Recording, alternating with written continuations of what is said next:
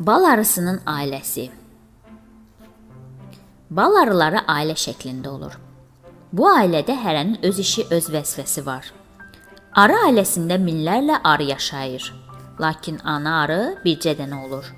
Onun əsas vəzifəsi dünyaya yeni balaca arılar gətirmək və onları bəsləyib boya-başa çatdırmaqdır.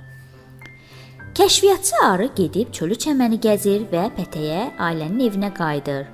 O özü ilə çiçəklərin ətrini gətirir və çəmənliyin yerini işçi arılara nişan verir. İşçi arılar həmin yerlərə uçur, çiçəklərdən nektar toplayır və onu bala çevirib şana doldururlar. Ailədə keşikçi arılar da olur. Onlar pətəyi düşmənlərdən qoruyurlar. Bu arıların bir başqa vəzifəsi də tənbəllik edən işçi arıları cəzalandırmaqdır. Keşikçi arılar çöl çəməni boş-boş gəzib geriyə balsız dönən işçi arıları pətəyə buraxmırlar.